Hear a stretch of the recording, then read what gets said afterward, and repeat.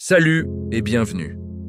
Aujourd'hui, nous allons plonger ensemble dans les toutes dernières évolutions de l'arsenal militaire algérien, uniquement dans un but informatif et éducatif.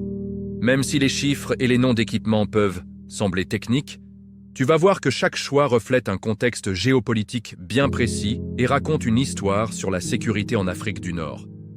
Garde bien ces idées en tête: modernisation, diversification et dissuasion. Commençons par comprendre le cadre général avant de décortiquer, pièce par pièce, les nouveaux vecteurs aériens, navals et terrestres que l'Algérie a acquis depuis 2023. Depuis la flambée des prix du gaz en 2022, les recettes de l'État algérien se sont envolées. Une partie majeure de ces revenus est allée au budget de la défense, qui a dépassé 22 milliards de dollars en 2023. Cette augmentation de plus de 130% par rapport à 2020 ne s'explique pas seulement par la disponibilité des fonds. Elle répond à un environnement sécuritaire jugé plus incertain. L'Algérie partage 6300 km de frontières terrestres, dont une large portion traverse des zones désertiques où opèrent des groupes armés. À cela s'ajoute une rivalité historique avec le Maroc au sujet du Sahara occidental, rivalité qui entretient une véritable course aux armements.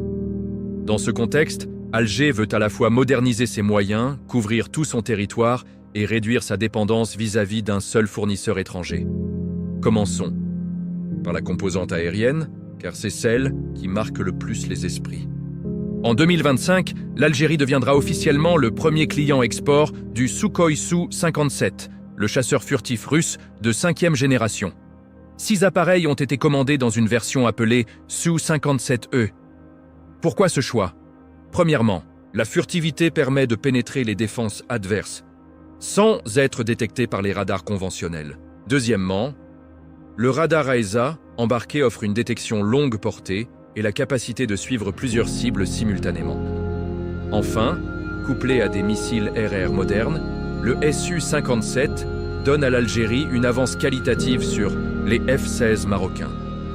Symboliquement, obtenir ce type d'avion place Alger au même niveau technologique que des puissances comme la Chine et la Turquie, déjà équipés en appareils de génération 5. Juste derrière, le Sukhoi Su-35, surnommé Flanker U, renforce la flotte de supériorité aérienne. Une quinzaine d'exemplaires sont arrivés dès 2023. Ces avions étaient initialement destinés à l'Égypte, mais l'annulation de ce contrat a permis à l'Algérie de récupérer le lot. Le Su-35 n'est pas furtif, mais il associe une manœuvrabilité exceptionnelle à un radar très puissant, l'Irbis-E, capable de repérer des avions furtifs à distance moyenne. En remplaçant progressivement les MiG-29 plus anciens, le Su-35 assure la couverture aérienne quotidienne et la police du ciel, tout en libérant les Su-57 pour des missions plus stratégiques. Pour la frappe profonde, l'Algérie a choisi le Sukhoi Su-34 Fullback, un bombardier tactique dérivé du Su-27. 14 appareils ont été livrés entre 2021 et 2023. Le cockpit biplace côte à côte offre du confort pour les longues missions et réduit la fatigue des équipages. Son radar anti-collision et son blindage assurent une bonne survivabilité en vol basse altitude. Armé de missiles anti-navires et de bombes guidées, le Su-34 peut frapper des cibles à plus de 1000 km, couvrant ainsi l'ensemble de la région maghrébine et une partie de la Méditerranée occidentale.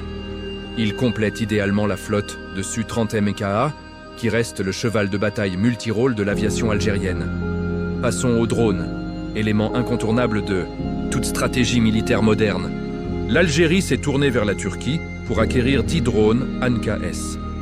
Ces systèmes MAIL, moyenne altitude longue endurance, volent environ 30 heures grâce à une liaison satellite.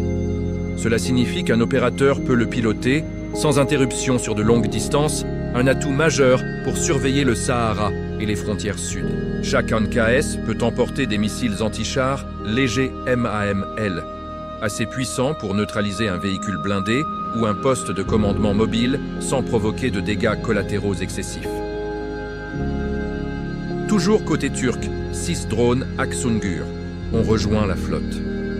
Version agrandie de l'Anka, l'Aksungur porte jusqu'à 150 kg d'armement variés, dont des bombes guidées et des torpilles légères pour la guerre anti-navire.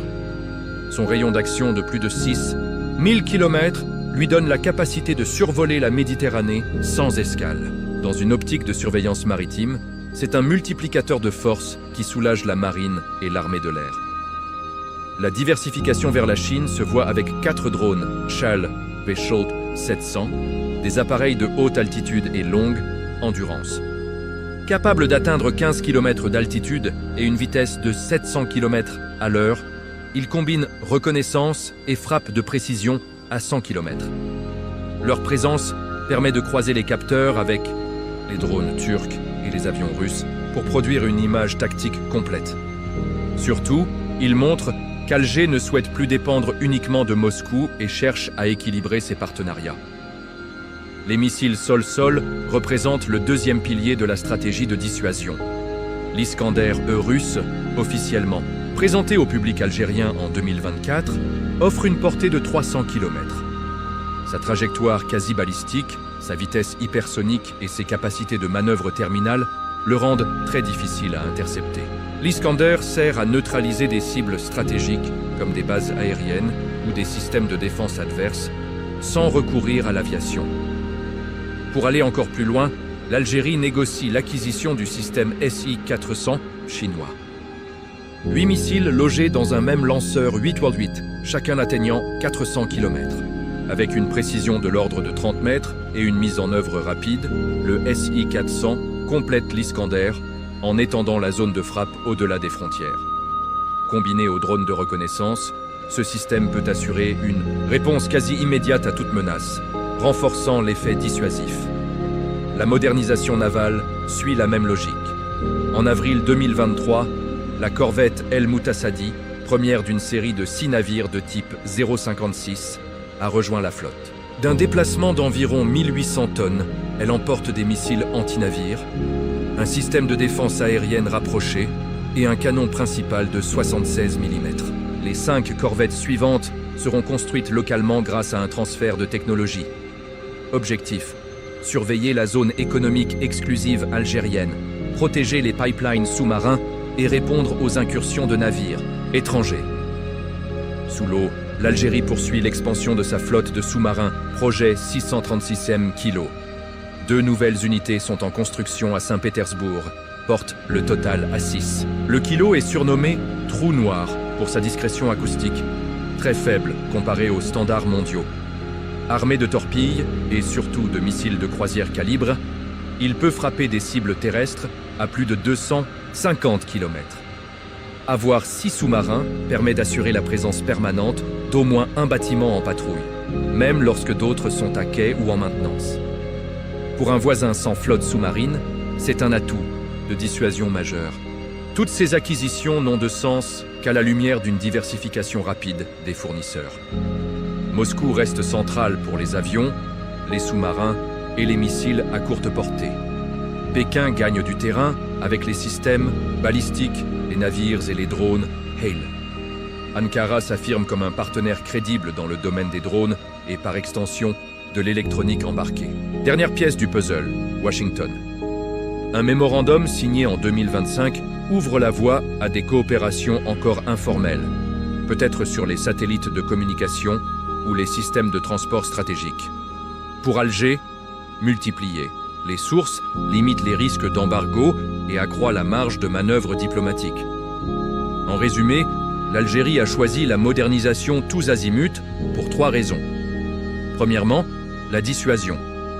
Disposer d'avions furtifs, de missiles, balistiques et de sous-marins silencieux réduit la probabilité qu'un adversaire tente une action militaire d'envergure. Deuxièmement, la surveillance. Drones et corvettes légères assurent un contrôle constant d'un territoire immense. Troisièmement, l'indépendance stratégique. Diversifier les fournisseurs éloigne le pays d'une relation exclusive avec un seul grand partenaire, un point sensible depuis la guerre en Ukraine et les sanctions occidentales contre la Russie. Reste la question de l'équilibre au Maghreb.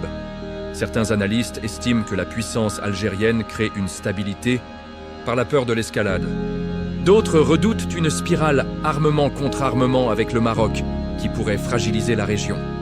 Quoi qu'il en soit, la modernisation algérienne est désormais un fait. Avions furtifs, drones longue portée, missiles balistiques, et sous-marins forment un quadrillage de moyens complémentaires. L'enjeu, pour les années à venir, sera de transformer ces équipements sophistiqués en une capacité opérationnelle intégrée, avec des équipages formés, une logistique à la hauteur et une doctrine d'emploi claire. Merci d'avoir suivi cette exploration. J'espère que ce décryptage t'a aidé à comprendre les motivations techniques et stratégiques derrière chaque achat. N'hésite pas à approfondir le sujet.